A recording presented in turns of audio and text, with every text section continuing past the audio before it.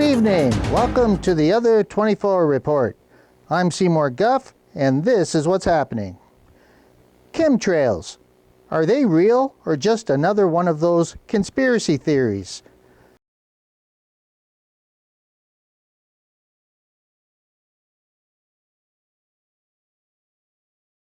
Many so-called experts have long tried to debunk the theory that the white lines we all see in the sky are actually harmful chemical sprays, and that they are simply nothing more than contrails, a harmless natural result of jet engine exhaust. So what exactly are contrails? Hello there, I'm Alex Udris from Bold Method, and I have an important announcement from the United States government and from the United Nations. It's about contrails and how they form. They form from physics and not from chemicals. And they come in two types, aerodynamic and exhaust. Let's talk about them.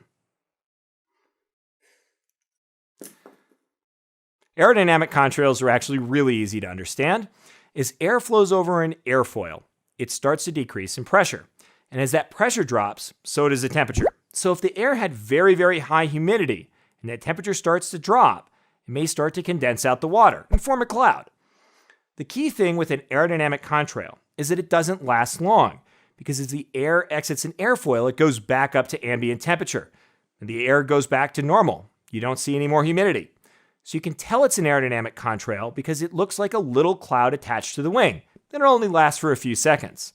And it's not just a wing that it can form on. It can form on stall vanes or can form on intakes for engines, pretty much anywhere on the airplane. And you'll see these from an A320, even to an F-15 or an F-22 when they pull Gs. The other kind of contrail is an exhaust contrail. These are much more common and they're much more persistent. They require very hot exhaust gases, and they also require very cold ambient temperatures.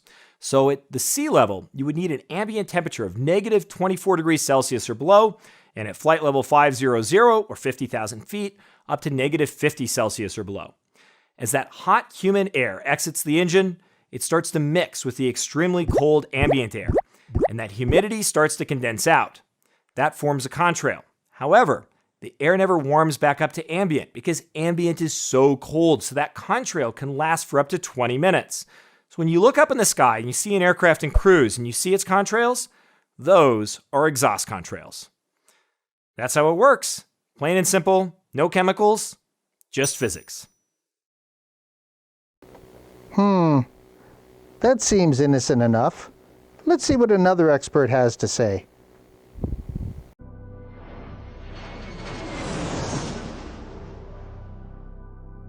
A contrail, short for condensation trail, is a visible streak in the sky, formed by the condensation of water vapor from aircraft engines.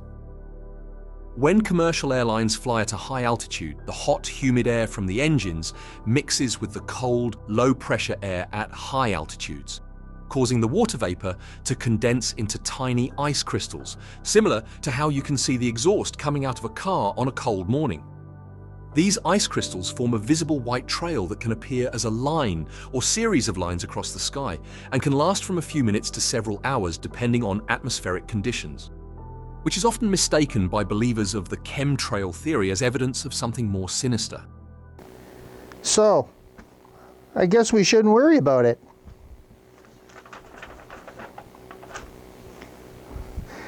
I'm still not convinced.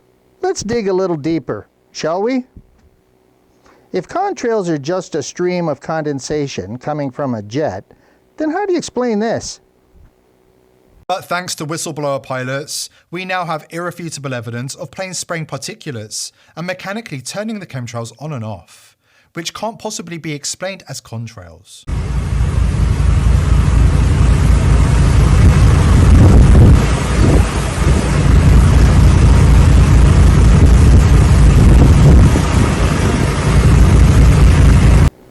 Well, that's weird. Contrails, as explained by experts, simply cannot be turned on and off like that. So what is going on? Let's hear from some of those crazy conspiracy theorists. Here's a report from geoengineeringwatch.org. This is Dane Wigington with geoengineeringwatch.org. The aircraft trails we see in our skies in almost all cases are not condensation, but rather intentionally sprayed particulates for climate modification and the weaponization of the atmosphere. The following tutorial on the high bypass turbofan jet engine and its design characteristics will confirm this conclusion. Global climate engineering is a lethal, ongoing, and extremely immediate threat to all life on Earth. Short of nuclear cataclysm, it's the greatest threat we face as a species. The power structure and the mainstream media they control have told the public that we are only seeing, quote, condensation trails in our skies. This is a blatant, glaring, and verifiable lie. Even many, quote, independent news sources are completely omitting any mention of geoengineering in their climate reporting. Why? To be clear, if any media source, mainstream or independent, engages in any discussion of the climate without first and foremost addressing the ongoing climate engineering issue, the reporting is a lie by omission, period.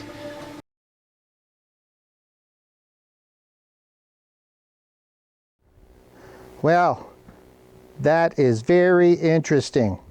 It seems that all of those fact checkers omitted some very important facts. It looks like there is some solid evidence that conflicts with the previous debunker narrative.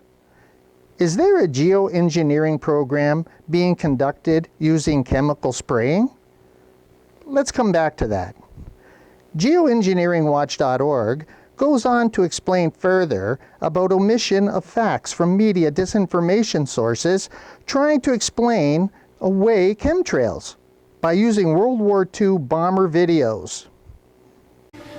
Disinformation sites and individuals point to the World War II bombers that left condensation trails, as seen in this photo, as evidence that such trails are normal. What the disinformation sources don't mention is that World War II bombers had water vapor injection systems on them to cool the engines. This is the primary reason we see vapor trails in the case of the World War II bombers. That seems like an important piece of information to leave out if you're trying to use that as evidence to debunk chemtrails. What about these modern jet engines? Surely they can produce contrails. High bypass turbofan jet engines are by design incapable of producing any condensation trail except under the most rare and extreme circumstances. All commercial jet carriers are fitted with high bypass turbofan jet engines, as are all military tankers. 80% of the air that passes through a high bypass turbofan jet engine is non-combusted. These engines are in essence a jet-powered fan. The amount of non-combusted air passing through a high bypass engine is far too high to be conducive for any condensation formation. There are very few exceptions to this rule. One more time, the high bypass turbofan jet engine is by design incapable of creating any condensation trails except under the rarest and most extreme circumstances, and even then, any trail would be nearly transparent and only momentary. Well, okay, but is there any actual evidence of chemtrail spraying? Wouldn't the jets have to be equipped with special spray nozzles? How do we know jet aircraft are spraying in our skies? Because we have up-close footage of military tankers and commercial carriers caught in the act of spraying. Because we have up-close photos of retrofit spraying nozzles mounted on the pylons just behind the jet exhaust and in line with the exhaust stream to create the appearance of, quote, condensation trails. Sprayed heavy metal nanoparticulates from the ongoing climate engineering programs are the actual source of the trails we're witnessing. Again, these nozzles are not just seen on military jet tankers, but also on commercial carriers.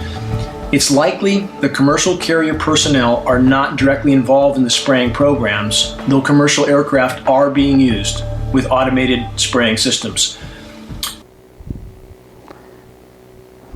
Okay, but wouldn't there be evidence of abnormal chemicals in the air and on the ground if all these chemtrails are real?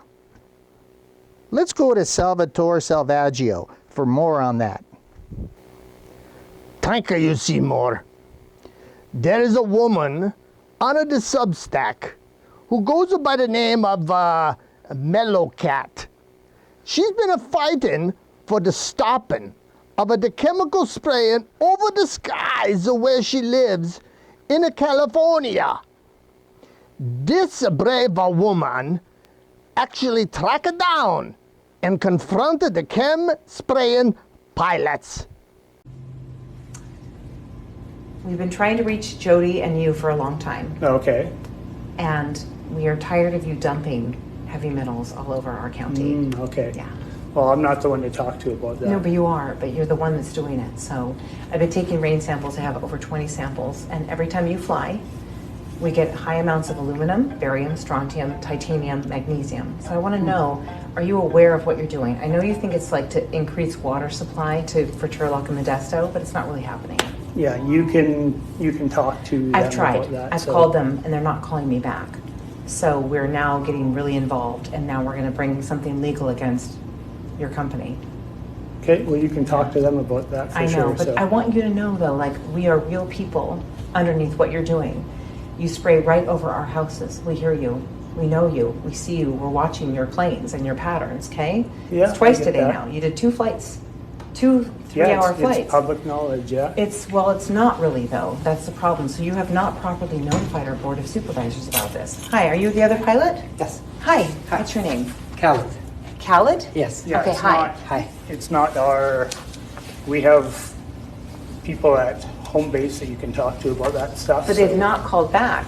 So now we're getting to the point where we're getting our supervisors involved. So the supervisors of our county needs to be notified. They've not been notified. You've been doing this for 30 years. I know it's a long time. You guys are like, it's cool, it's easy. We're talking about all of the metals and the flares that you're using. So aluminum and zinc propel the silver iodide. You're spraying right over us all the time. And our plant life is suffering. They are now selling aluminum genetically modified seeds to grow food because our soil is so contaminated. Okay, so what you're spraying is not good for the environment, and it's not good for the people because there's an early onset dementia, there's Alzheimer's, things are starting to happen to people's health. And I really do believe there's a linkage to what we're breathing in the environment every day when you guys spray us in November through April. It's your yearly contract. I'm aware of that too. Well, the pilots, they didn't deny it. And they were trying to pass the blame onto somebody else. The link to Mellow Cat's Substack is down below, where you can watch her full video. Back to you, Seymour. Thanks, Salvatore. So, if there is extra aluminum in our air and soil, what is it doing? Is there anyone from the military who has commented? Dennis Mills from PR Newswire has discovered that unprecedented levels of aluminum and barium nanodust, which happen to be the primary components in chemtrails, both of which are incendiary, are making the wildfires many are experiencing much worse. Here's an excerpt from his report. While researching for his new novel, author Dennis Mills discovered an alarming link between chemtrails and the super wildfires. A retired USAF Brigadier General, General Charles Jones, has been quoted from a public source as stating, "These white aircraft spray trails are the result of scientifically verifiable spraying of aluminum particles and other toxic heavy metals, polymers, and chemicals." Millions of tons of aluminum and barium are being sprayed almost daily across the U.S., stated Mills, a former naval officer and UCLA graduate. Just sprinkle aluminum or barium dust on a fire and see what happens. It's near explosive. When wildfires break out, the aluminum barium dust results in levels of fire intensity so great as to cause firefighters to coin a new term, firenadoes, he said. The entire U.S., in addition to various other NATO countries, are being sprayed.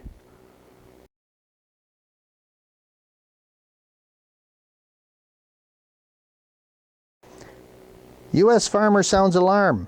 Soil aluminum levels surged 10 times this year. Only GMO crops will grow. An American farmer has come forward to blow the whistle and expose efforts by mysterious entities to spike American farmland soil with extremely high levels of aluminum. The The sudden surge in aluminum levels follows revelations that Bill Gates is creating GMO seeds that grow in aluminum-rich soil. As the farmer explains, farmland soil tested this year contains between 5 and 10 times the amount of aluminum it had as recently as 12 months ago. In a video posted on the social media platform X, the farmer showed the viewer around his farm, pointing out that GMO seeds are growing well in the aluminum soil. However, all his heirloom seed crops are failing all of a sudden. We are being ruled by extremely evil people, and one day only their GMO seeds will be the ones that will grow. The result will be total control of our food supply. The core ingredients of their revolutionary plan, genetic engineering and patenting, of everything from seeds and food animals to microbes in the soil to the processes we use to make food. So, only genetically modified seeds will grow properly in aluminum-rich soil, and the patent held for those GMO seeds is held by a Bill Gates' funded company? The whole Bill Gates GMO thing is a report for another day. Today, we are just trying to determine whether chemtrails are real or not. There is a link below where you can watch the farmer's video.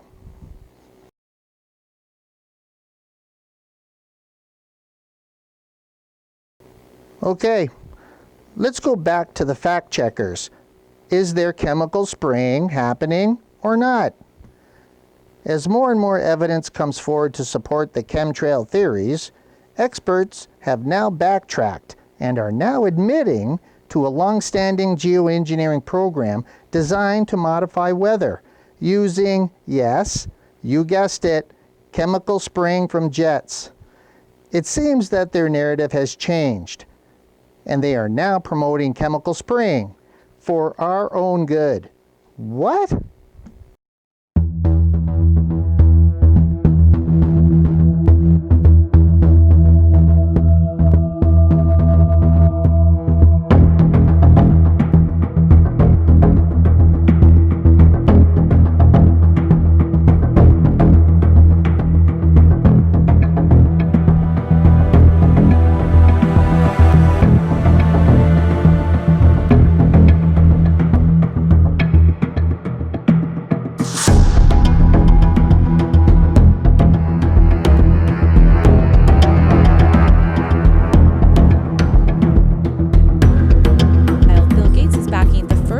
altitude experiment of one radical climate change solution, creating a massive chemical cloud that could cool the Earth. It's called solar geoengineering, and it's highly controversial. It would look something like this.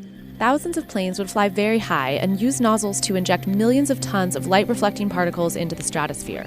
It would create a thin chemical cloud of those particles around the whole planet, blocking some sunlight from reaching the surface. It would mimic a giant volcanic eruption, which we know cools the Earth. Well, that looks familiar. It seems a little confusing that if you do an internet search on this topic, many fact checkers still claim that Gates's funded geoengineering is false. But there seems to be much more information that he is funding and has been funding geoengineering projects for many years. So, what is the risk? Dirtier and no one notices. Michael, it's great to see you tonight. Thanks for having me, Tucker. It's a little alarming to think that someone as myopic and out of touch and totally ideological and weird as Bill Gates thinks he's in charge of the planet. What should we be worried about here? I mean, basically everything. I mean, when I first heard about this over 2 decades ago, this was a thought experiment, but this is real. They're really trying to do this. They've encountered opposition every step of the way. I've co-authored articles with the Harvard investigator. We've told him personally this is a terrible idea. The vast majority of scientists disagree with this. You have to remember what they're proposing to do is identical to what we feared would occur after nuclear war in the 1980s, which is nuclear winter. The idea is that you cool the planet deliberately. The effects on crops are completely unknown. They call this an experiment, but they know that there is no way to figure out what the large-scale planetary effects of this kind of thing would be. It's grossly irresponsible. They know for a fact that they will never get international agreement on this. So they're basically trying to socialize the idea, normalize the idea, make us comfortable with an idea that should make us extremely uncomfortable. Yeah, a guy who cuts his hair with garden shears is now trying to control the solar system. The funny thing is, anyone who notices this, that maybe Bill Gates has outsized control over our lives, is immediately denounced by Snopes or one of these fraudulent fact-checking sites as a conspiracy nut. Do you think you're a conspiracy nut to have concerns about Bill Gates' hubris and ambitions? No, I mean, this is bonkers. I mean, honestly, there are very few people, when you talk to them privately, that think this is a good idea. There's a lot of people that are very scared to speak out publicly because Bill Gates' influence is extraordinary. Well, that's not good. What are pilots saying? Who is flying these chemical spraying jets? We go over to Scoop for some answers. I'm here at the airport and have managed to contact one of the chem spraying pilots.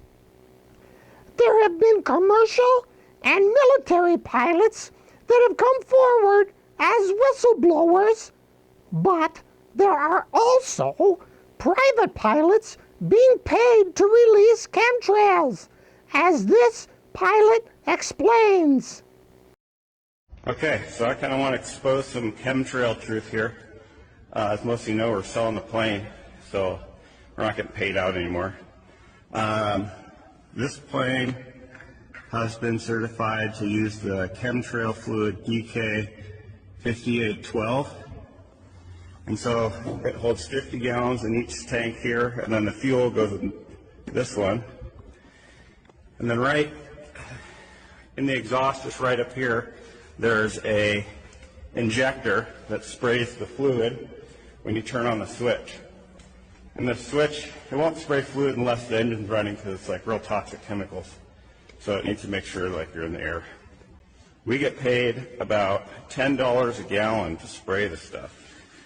And this has a government issued retrofit kit. And you can see down here, they installed this switch. As you can see, it says chemtrails. You just turn it on and then you just collect money. That's how it works.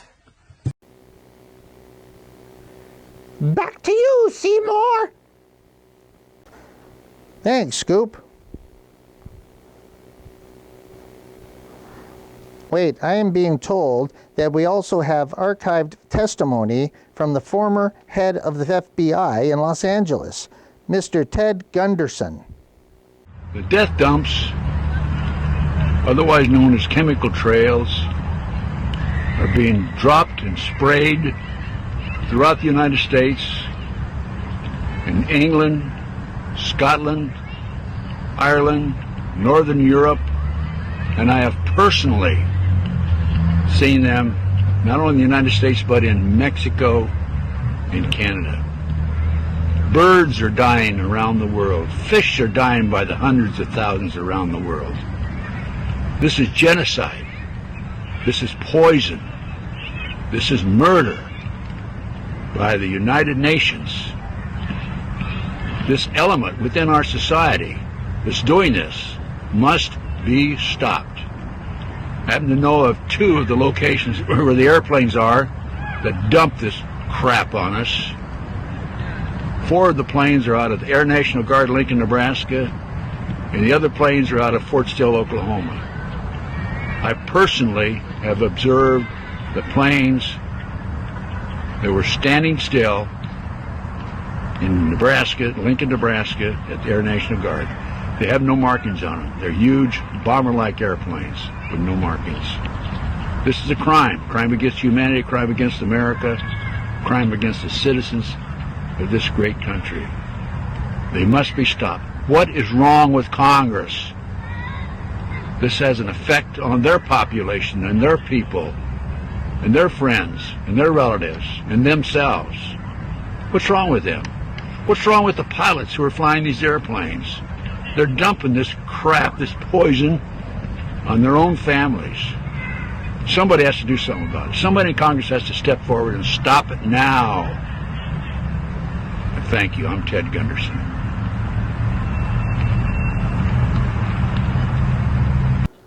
So, given all of that information, and despite the constant denials from so-called flip-flopping fact-checkers, subsidized biased media sources, the falsely anointed experts, and the bought and paid for academic studies, chemtrails do appear to be a real thing.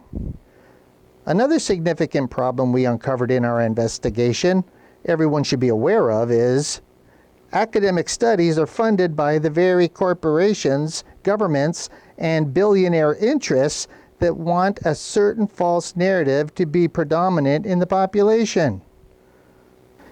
It is no surprise that many studies on climate change, chemtrails, and vaccines support a certain biased storyline, mandated by the influence of the wealthy funders and their money.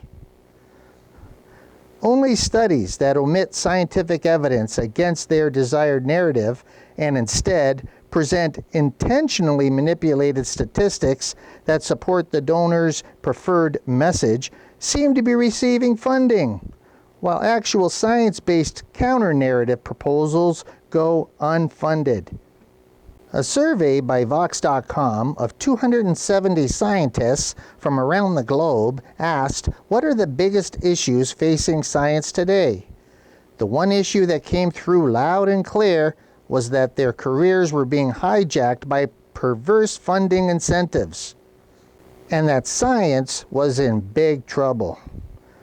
So, be careful of what studies you rely on, look for multiple sources of credible information, and be aware of the funding sources and potential hidden intentions and influence of wealthy players trying to create bias in the bot media, and the misleading scientific findings put forward by compromised researchers and media people labeled as experts. Chemtrails. Make up your own mind, but remember to always ask questions and to think critically for yourself.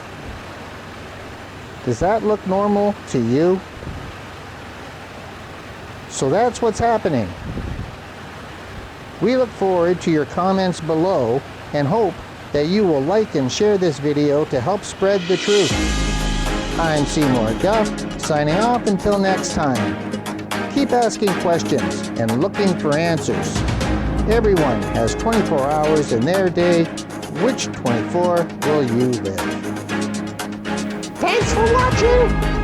Remember to subscribe to our videos on Rumble and share with your friends.